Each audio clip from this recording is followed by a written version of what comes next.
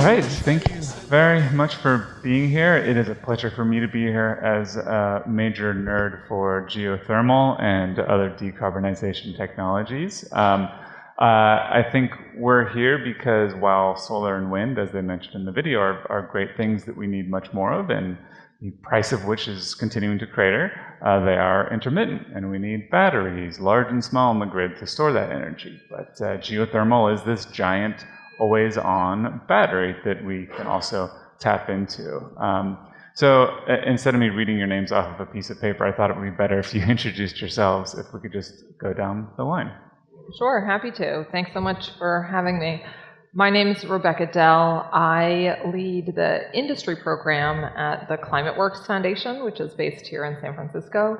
So we focus on reducing greenhouse gas emissions from mining, manufacturing, construction, waste processing, the material economy, and we particularly focus on the highest emission aspects like heavy industry, steel, cement, chemicals. Great. Hi, I'm Rachel Golden. I'm a senior principal at the Rocky Mountain Institute, or RMI. It's a nonprofit, nonpartisan international NGO that seeks to accelerate an affordable and prosperous clean energy transition. I am a senior principal on our carbon-free buildings team. The carbon-free buildings team focuses on decarbonizing the building sector, both in terms of embodied emissions and operating emissions. My particular focus is on building electrification policy in the U.S. Hi all, my name is Caroline Spears. I'm the founder and executive director of Climate Cabinet. What we do is we help folks from across the country run, win, and legislate on climate in the highest ROI kind of venues for policy opportunity on climate across the country. Hello, everybody, and thank you so much for inviting me to be here and be part of this wonderful panel. I'm Janaea Scott. I'm a partner at Caliber Strategies, and what we do at Caliber is we're one of California's premier climate and energy regulatory lobbying firms. Before that, I served on Secretary Holland's team at the Department of the Interior, so got to work on some geothermal there firsthand, and also as the vice chair of the California Energy Commission, where we also did a little bit of geothermal permitting. Glad to be here. All right, thank you, everyone. Janae, I actually wanted to start with you down at the end there with a specific question about, I guess maybe to lay some sort of groundwork here when we're talking about geothermal, we're talking about it on different levels. So for electricity generation or for heat exchange. And I was wondering if you could walk us through from a policy perspective how a state like California goes about encouraging the development of these different scales of geothermal energy. Sure. So I think the part that I focus on most in the geothermal space tends to be the utility scale and community scale. So I solar, but I'm sorry, not solar, geothermal, but we've got geothermal all across the government.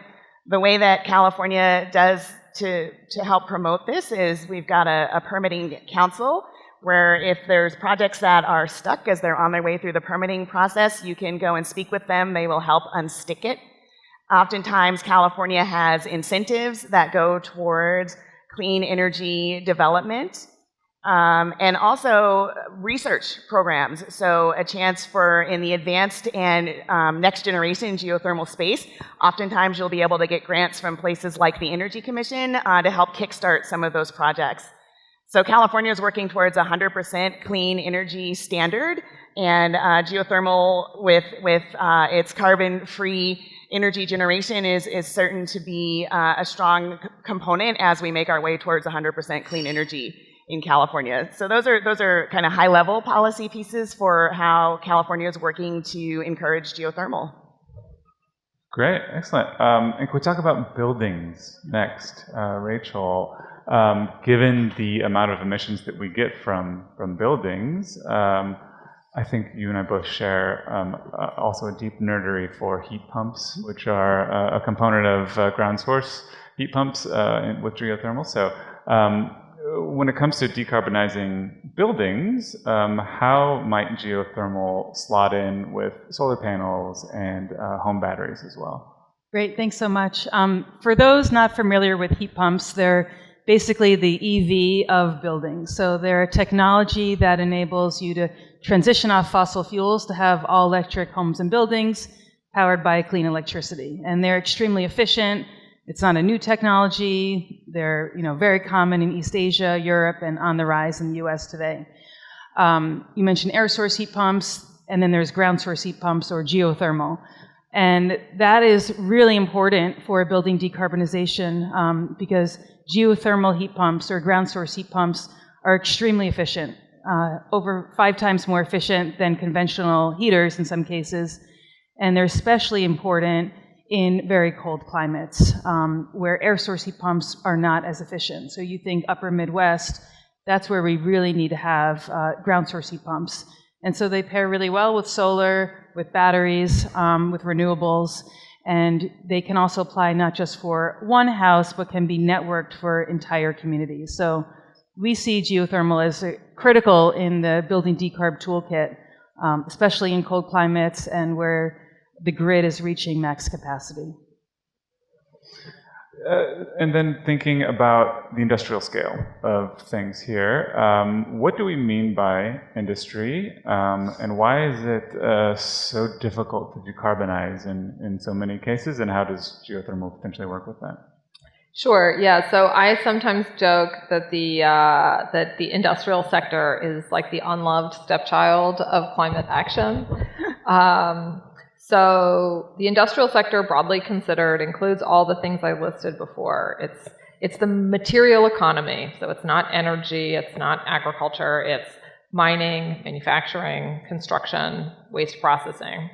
The biggest piece of that is manufacturing, and one of the most important drivers of emissions in manufacturing is what we call process heat. There's a million reasons why you need things to be hot when you make them. And that can vary from something as simple and as close to home here in California as when you are processing the food that you grow. Well, what do we mean by processing the food? You cook it. And so you need to heat it up.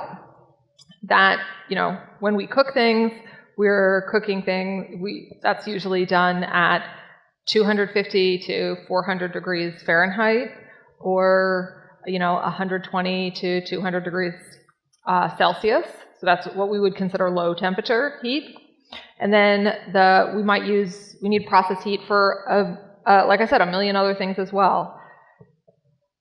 When you make cars, you need a lot of process heat to dry the paint, to make it look nice and be hard. When before you make the cars, you need even more process heat to make the steel that the cars are made out of, and then to melt it and form it into shape. When you make building materials like cement and concrete, you need high temperature reactions to turn rocks into cement. And so if you put all of this together, about 10% of all of the energy used in the United States is used for industrial process heat. It's just making things hot in factories. That's 10% of all of the energy. And I do mean all of it, spanning across electricity, fuels, every single form, every type of use.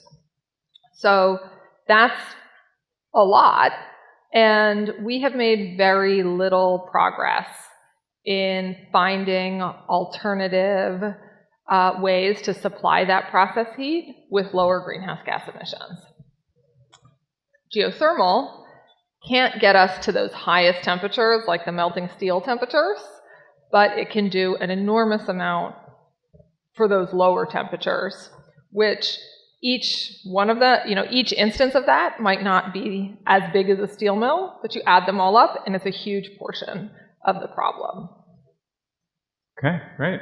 And then finally, the political side of things. As mentioned in the introductory video, we do seem to have pretty broad bipartisan support for geothermal. I was wondering, as a person on the ground working on this sort of thing, how are you coaching politicians on the deployment of geothermal in their districts? We've broadly seen a polarization around climate that's entirely unwarranted. I think everyone here has been watching what's happening in DC. You know, we had this historic investment in manufacturing and clean energy across the country that's being, large parts of it are either being dismantled now or under threat of being dismantled. There was a study yesterday that showed that $8 billion of investment in America has already been stopped thanks to the actions of this new administration. So we are in a spot where we have to do two things at once. We have to acknowledge where we are. We have to acknowledge that we're facing headwinds on climate progress for the next 4 years, but also look for opportunities because it's our job to show up every day and find every opportunity to solve climate change that we have. And so in that vein, I don't want this to diminish the headwinds that we're facing on climate, but in that vein, accelerated investment in geothermal over the next 4 years is one good thing, and I'm hopeful. I hope that the DOE will continue kind of prioritizing the zero carbon resource because we're in it for the goals, and I hope that will happen. I think generally what we're seeing on the state level after the IRA, at Climate Cabinet, we focus on state and local action. And we do that because I used to work in the solar industry, and I worked for one of the largest utility-scale solar developers in the country. We were building over 60 projects in the state of Massachusetts and none in the state of Arizona. I don't know if y'all have ever been to Arizona. It's hot. And so it's my mission at Climate Cabinet to take that fact pattern and extrapolate that not just to solar, but to geothermal and say where are the spaces where we need to be pushing so that we don't end up there again, where we have this obvious case for investment, this obvious case for jobs, but it's being stopped by political headwinds. I will say the good news here that we're seeing on the state level is in addition to some interest at the federal side, I love interest. I'm more interested in action than I am in interest, so I'm excited to see them invest in this technology over the next 4 years. On the state side, we're also seeing an enormous explosion in geothermal legislation across the country. So we've done some internal analysis that we'll be releasing in a few months that's kind of trends in state policy, and geothermal has absolutely seen an uptick in interest from state lawmakers since the passage of the IRA. So that's really exciting, that's innovative, that'll drive the market forward, and I'm excited to see that continue over the next 4 years. I was actually going to ask all of you about this action on the state level. This is something I've been reporting on at GRIST, is that in the absence of really strong federal legislation around climate change until the IRA, it's been the states and the cities that have been driving most of the progress here. And if each of you might have thoughts as to, in your specific areas, on the state level, how we can actually encourage geothermal, given that utilities operate within states, but on a much smaller scale, even how do we incentivize maybe the development of ground source geothermal as well? Want me to start on this end? Okay, sure. So I think California, as you all know, just leads the way in this space. We're always on the cutting edge. And so I think there's a lot of things California can do to help encourage other states. One is we need to stay the course, right? Double down and really keep moving forward in all of the climate solutions that we're putting in place. I think the 100% clean energy standard and figuring out how to make that work is something that other states are going to be watching very closely, especially when we talk about affordability of our electric system and also the reliability of our electric system. And I think geothermal has a wonderful role to play there because it's clean power and it's firm power. So when we're doing things like electrifying all of our buildings, electrifying all of our transportation, adding on data centers, we are going to need more baseload, clean energy, and that's what geothermal can provide. So to me, that's really exciting. I think continuing to do pilot projects, demonstration projects, and just show how you get this done. So other states can learn from us how you get it done. If there are things that we tried that didn't work, other states can learn from us the things that we tried, right, that didn't work. I think there are places where there are best practices, and we can take those and spread those to any other states. And the other thing I'm really excited about in this space, again, is like the advanced geothermal technologies and our next-gen geothermal technologies, right? Closed loop And these types of technologies can go more places than we think about for traditional geothermal. And so really thinking through where some of that could go that helps us as we're making this energy transition, I think is important as well. And California is great at demonstrating that kind of thing and then taking lessons learned and sharing them with others who are interested. Yeah, I would say on state policy, okay, there are two types of state policy. There are market creators and there are market accelerators. And those are kind of different buckets of state policy. And again, we can take lessons from what we've learned on electricity load growth on the solar and wind and battery side. So you have market creation policy, which is absolutely essential. There's a combination of policies. I think calling out the 100% clean policies are huge. What is passing? Many states have passed 100% clean electricity standards. It's fabulous. They say, you know, our state is going to be 100% no climate pollution by, you know, some date in the future. You know, California has passed it. Michigan has also passed this legislation. Virginia has also passed this legislation. This is Illinois. This is legislation across the country. And what that does is it sends a very powerful market signal to say, hey, if you're producing this type of electricity, even if you're not commercialized yet, even you can go to your investors and say, we have a path towards offtake. And we know we have a path towards offtake because we know that the market will be stable and there for us in the future. I think that's really critical. The other type of policy, so that's market creation policy, is market acceleration policy. And there, once the cost curve comes down long enough, what you need to do when the cost curve gets down is you need to have a system that enables that technology to get on the grid and deployed as fast as possible. That's kind of where, so geothermal still needs market creation. You have solar, which is really in the market acceleration stage. And that's when you need a policy suite that much looks like the policies that Texas passed in 2006, which are all connected, manage interconnection. It's all policies that enable things to be built really fast. Because we're racing against a clock when it comes to climate change, and we have to get there. So I think those are the two types of policies that are important. Geothermal is in one, but we have to be thinking about the next one once the cost curve comes down on this technology as well.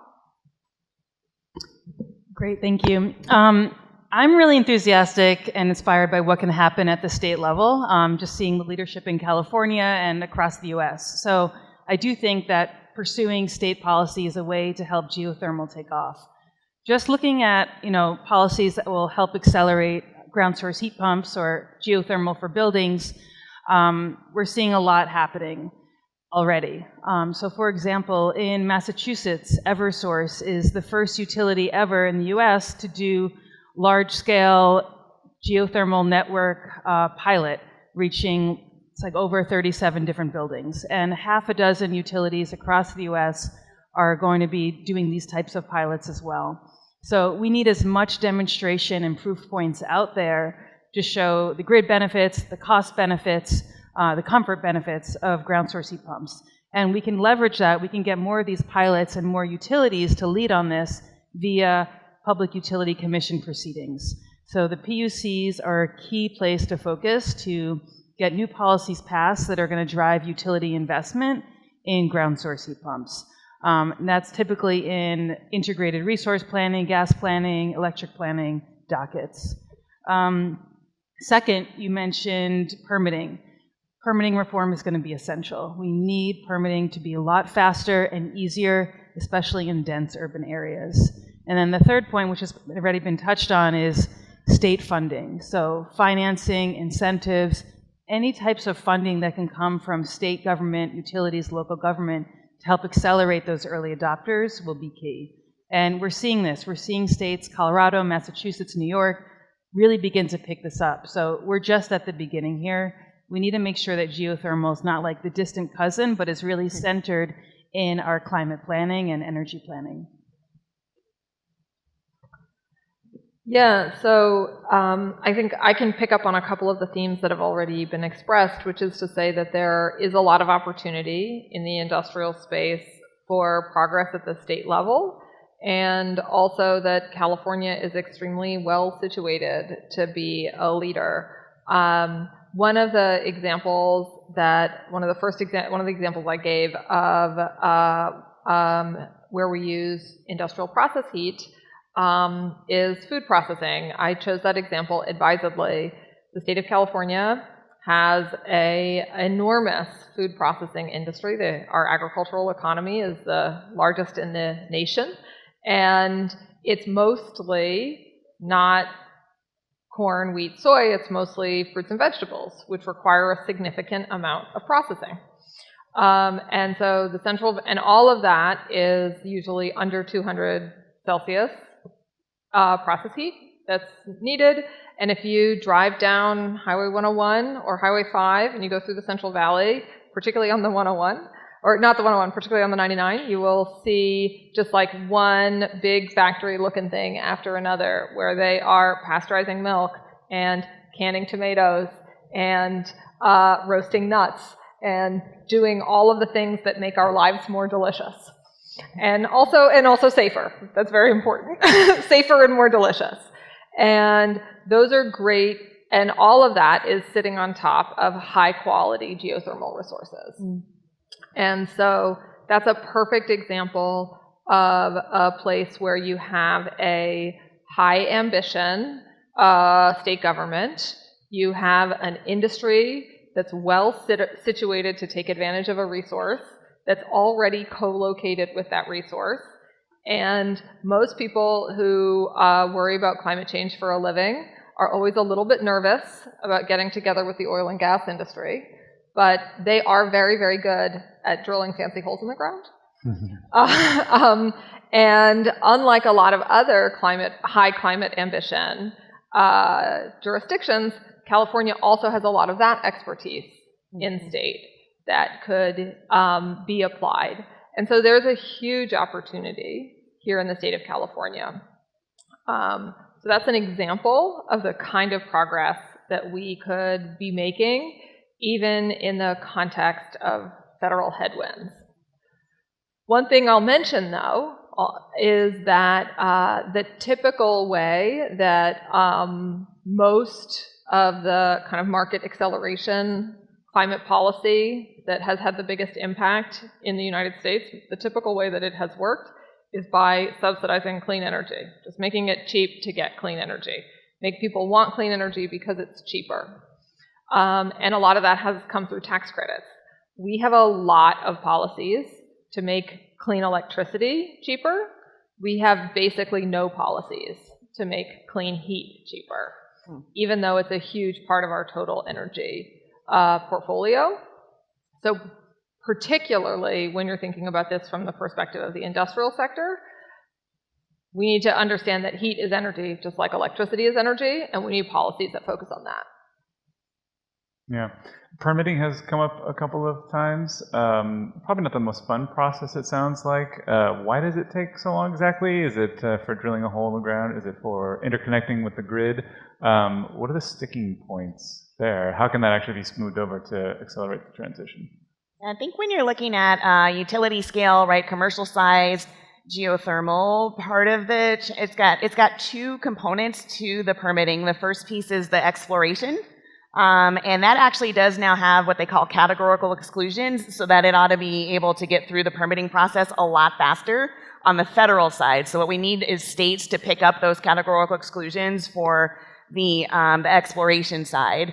And then you come back if you find the heat and the water and the other proper resources that you need. You apply again to be able to do a project to actually build the geothermal power plant itself. I think part of the challenge is that even though we love geothermal and it is carbon free, it is still an industrial sized thing, you know, building metal, all kinds of stuff on the landscape, right? And so what you need to do then through the permitting is take a look at that landscape and see what impacts might the project have, and are those impacts mitigatable. And so sometimes one of the ways to be able to go a little bit faster is to be ready to hit the ground running with those best practices, to be ready to hit the ground running if you need to do some mitigation. And likely if you're on a few thousand acres, there's going to be something there, right? And so I think those are the components that take time in the permitting process. A lot of times communities are very interested in what's going on, and you don't really want to short circuit your permitting process, because then the communities are very unhappy. They're upset they haven't had a chance for good public process. And so it's a little bit of a combination of those things.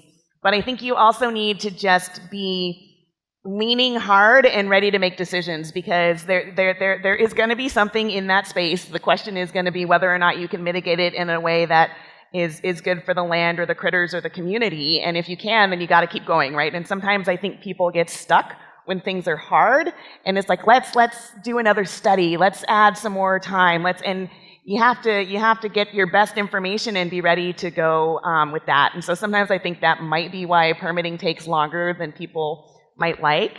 And that's just the first part, right? Like, after you permit it, you got to finance the project, you need your transmission, you got to get through the interconnection queues and all of those pieces. So the permitting timeline is just one piece of getting a project across the finish line. But those are some of my thoughts on why it takes time right now to get through permitting. Caroline, actually following up on that a little bit, when it comes to maybe states sharing lessons, politicians sharing lessons here, like, do you have a politician in California or wherever learning lessons about permitting, reform, or are they more out there running around trying to trumpet the triumphs of geothermal as opposed to talking about permitting? I think I'm one of the few people that loves to talk about permitting. I think most of the time people are interested in figuring out how can you be more efficient, how can you be more effective, but it gets really wonky, really into the minutia quickly. And I know sometimes what we want to do is celebrate the successes, and why not, right? Like, we show that you can get it through the permitting process in a robust and data-driven way. Then you get to go and you get to ribbon cut at the geothermal facility, which is so exciting because now you've got these clean megawatts on the grid, right? And so I think for most people, that concrete piece is the most exciting piece to see, not necessarily sort of how did the permitting process go. Yeah, one trend that we're seeing in states is weaponized permitting laws. So one type of legislation that's grown over the last few years is legislation we've seen in states like Ohio, states like Texas, that basically say, why don't we there was a piece of legislation last session in Texas that would have allowed folks living a couple miles around any proposed clean energy plant to file an environmental impact lawsuit, and it was only applicable to zero carbon technologies, and it was not applicable to gas plants or coal plants. So you're seeing states kind of look at this permitting fight and say, wait, we can use this concept to kind of weaponize the permitting system against the stuff that we don't like, zero carbon technology, and not use it at all, exempt the stuff that, you know, these lawmakers do like, which is coal and gas. So we're seeing increased amounts of that, and I think that's something for us all to look out on. On the geothermal side, what I think I would do if I were working at a geothermal company or I were interested in investing in this space is make sure that I'm talking to the lawmakers passing those bills, because we don't have geothermal, we have a lot of good innovation. We don't have plants being built across the country yet. That's why we're all here, is because we would like that future to exist.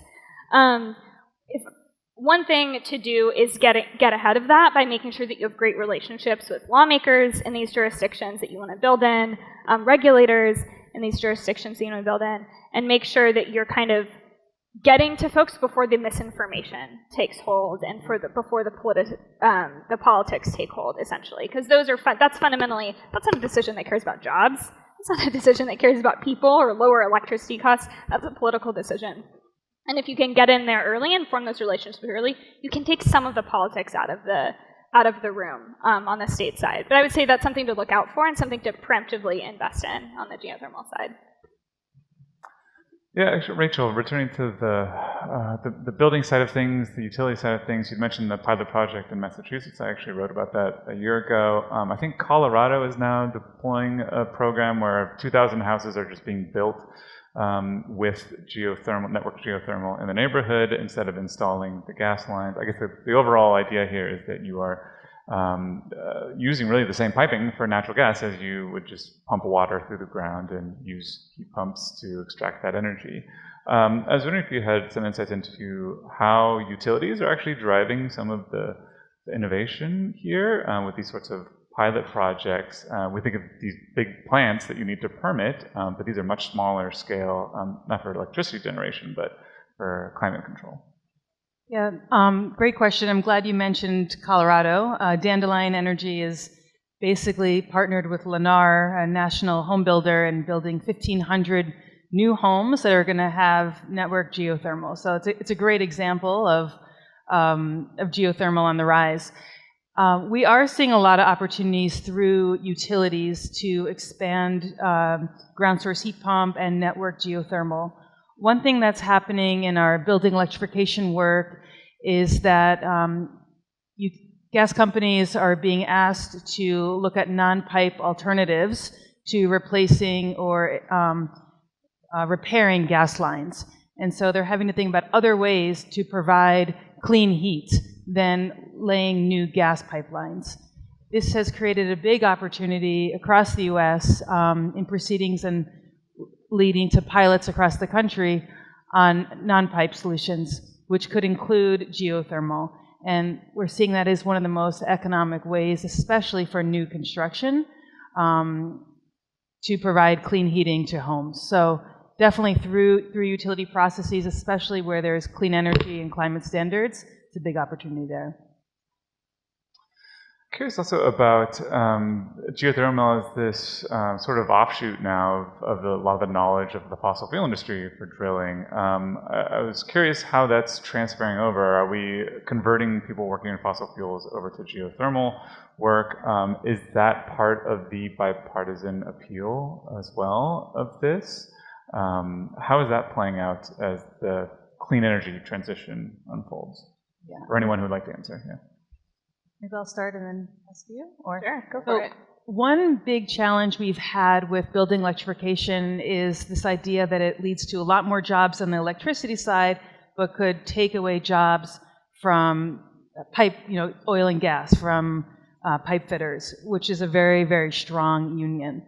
But thermal energy networks, network geothermal, has provided a solution there because those same gas pipe fitters can get jobs in this industry. So it's really provided a solution and a way for us to work with unionized labor to keep them in the clean energy transition as a new solution. So it's been very encouraging.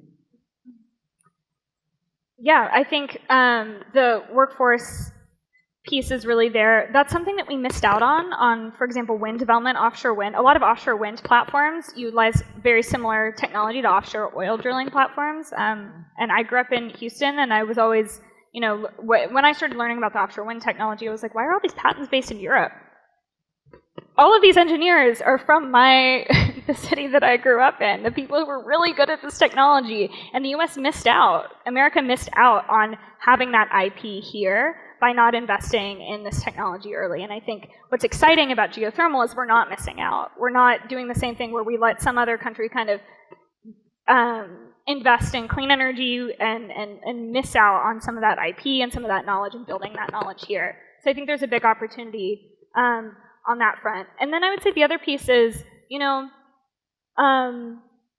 the heat around the political environment is very high.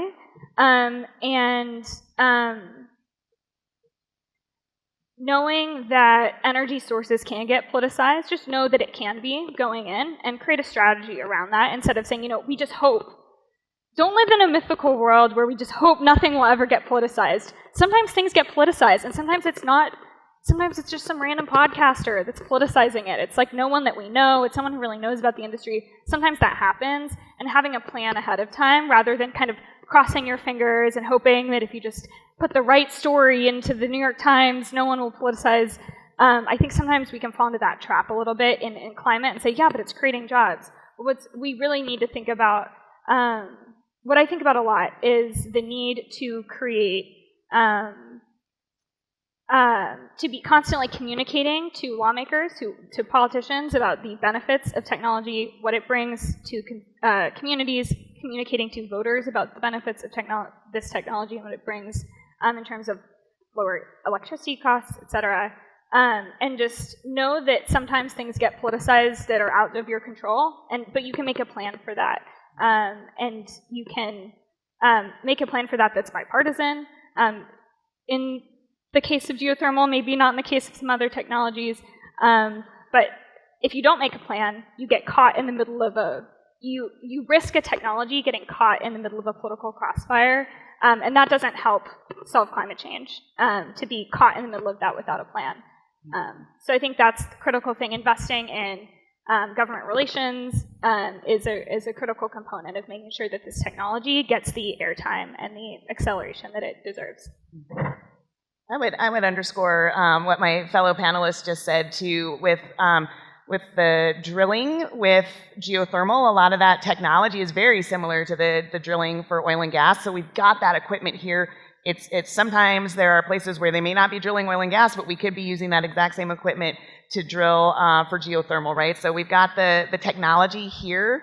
I think that skill set, like you were just speaking of, Caroline, is also very similar, right? And the interesting thing to me, especially with geothermal, is these are almost like one-for-one jobs, right? These are good paying, living wage, union jobs where you can raise your family and send your kids to college. And it's kind of a one-for-one job, whereas sometimes in some of the other renewable energy industries, it's more of a I had a great union job and now maybe I'm a contractor. And so you don't have those same level necessarily of benefits and other things.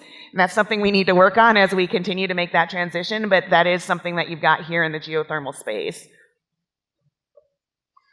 Yeah, so these are local jobs, but they are not immune to tariffs. I've been talking to people in the geothermal space about you need steel from China, turbines from Europe. It's not insulated from the trade war here. I guess I'd be especially interested in how this plays out in industry.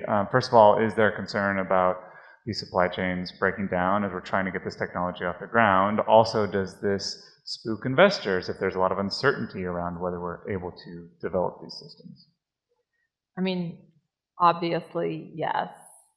I guess it was yesterday, the IMF downgraded its forecast for 2025 global GDP growth, and of the large economies, the one that got the biggest downgrade was the United States. And this is broadly understood to be 100% a consequence of this economic chaos resulting from tariff uncertainty. Every industry is affected by this, but particularly manufacturing industries and industries that rely on fixed assets that are embedded in complicated international supply chains. The United States absolutely has the world's leading expertise in the world in the domain of poking very fancy holes in the ground. Like our technology and our workforce is non-pareil, but as you say, that still requires equipment, some of which is manufactured here, but a lot of which is part of global networks. Mm-hmm. And even the firms that are that are expert at doing this, they may be many of them may be based in the United States, but they're operating and they have facilities all over the world, as do their suppliers and their customers.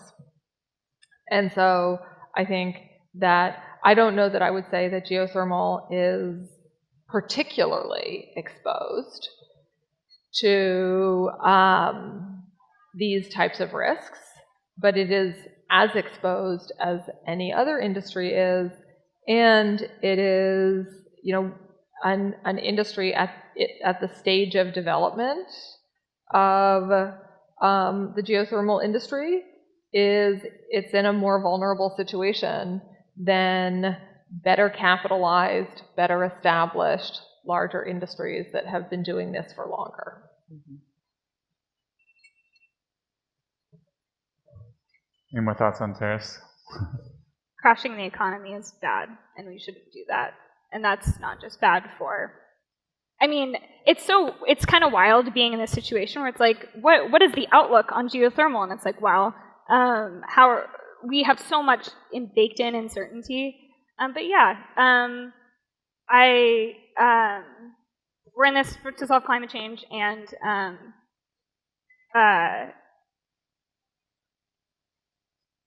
just the extreme volatility that we're seeing. I love the goal that there's clearly some interest in geothermal from the administration, but there doesn't seem interest in market stability, and that might be the factor that wins out ultimately on our ability to build. And that's concerning as somebody who cares about solvent climate change and cares about getting technologies off the ground. Mm-hmm. I guess one other thing I would add is that the United States has missed out on some important clean manufacturing, clean products and climate-oriented products, and building a manufacturing base of them here. Modern photovoltaics, all of the R&D that was behind their initial development happened here in the United States and was paid for by U.S. federal tax dollars, like really all of it. But we pursued a set of policies that meant that the industry first grew to scale in Germany, and then now 80% of the world's solar panels are manufactured in China. Caroline already gave a great example of the amazing expertise that we could have had, or that we had and could have capitalized in the area of offshore wind, but we missed that boat too. Geothermal this goes back to the oil and gas industry.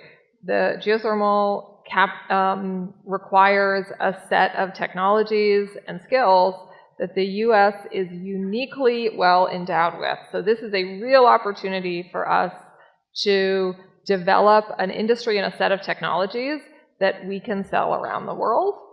But we can only sell them around the world if we have access to other countries' markets. And so if we are putting these huge, if we're putting tariffs that are both large and seemingly extremely capricious on the goods of other countries, what do you think they're going to do to our goods? Like, this is, the geothermal is a great example of a risk that a potentially dominant U.S. industry, its opportunities will be foreclosed because it will lose market access around the world. This might seem like a silly question in light of all that volatility, but we have 3 minutes left. Maybe just briefly from each of you, I was curious if everything goes perfectly. In 4 or 5 years, in your various specialties, where would you like to see geothermal? What are the sticking points maybe that you need to overcome to get to that? Not you specifically, but your segments. Want me to start? Okay.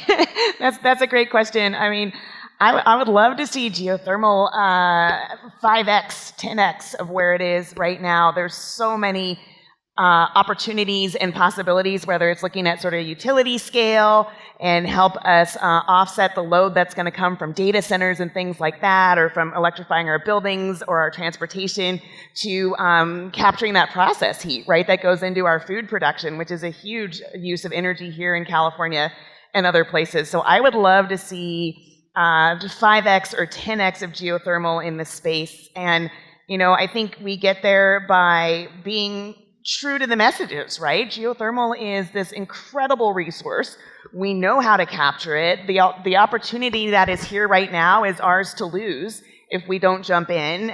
We can even categorize based on some of the examples Rebecca and Caroline had about, let me give you some concrete examples about what we lose if we don't jump in on this opportunity. And then we just keep talking about the benefits, right? It's affordable, it's reliable, it's clean, it's firm, right? It's baseload, and it's bringing economic development, it's bringing jobs, it's right here in the US, right? And we just continue to lean on all of the benefits that geothermal has, especially next gen, right? And let's keep going on next gen and advanced geothermal. So that's a big vision, but that's where I'd love to see us be. Yeah, I mean, I think we've seen we've just talked about capriciousness at the federal level, and so that was kind of a depressing round of federal policy outlooks. But what that obscures is that our states have real power.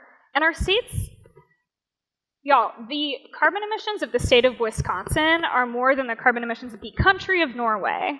Like, sometimes in the U.S., the U.S. is a globally important country in several respects, but one of those is the power of our states. California, if its own everyone kind of argues, if California were its own country, it'd be the 5th largest, be the 7th largest economy. That is worldwide economy setting power. That is market creating power, and we have that in states across the country. We have opportunities in Texas. We have opportunities in Illinois. We have opportunities in Virginia and North Carolina. And that can create markets not only here, but also globally. So in this next 4 years, there are a lot of policies that we can pass at the state level to ensure advanced market procurements, to create markets, to create investor and entrepreneur-driven excitement on this. We've done it before, we can do it again, and we have 4 years to just throw everything we have at the states and get things done, which is exciting. I love it. I'm particularly excited about seeing geothermal ground source heat pumps really scale across cold climates, so the upper Midwest and the Northeast. And I think that we can do this in a way that sort of circumnavigates and doesn't get caught in the political crosshairs that you talked about around climate change. We don't even need to talk about climate change in red and purple states to advocate and support geothermal deployment. It is a way to lower energy bills on day one. It's a way to decrease pressure on the grid and to increase comfort and to improve equity. When you have networked geothermal, all the homes get connected to it, whether you're rich or you're poor, the schools, the hospitals. So it's very important, and I think we can advance geothermal in these red and purple states where it's a lot harder just to advance traditional building electrification platforms. So I'm encouraged. I think that we can do this with the tech community, with state policymakers, and will set us up hopefully for the next administration to take it even further. And I'll just say what success looks like to me over the next, let's say, 5 years is some commercial scale pilots of geothermal process heat being used in multiple industries and multiple geographies that can show that this is not just technically but commercially viable, and and that it works, and build the confidence to really scale the market in the 2030s. I feel like we left it on a very optimistic note. So good for us. Thank you very much again for being with us and sharing your expertise. Thank you.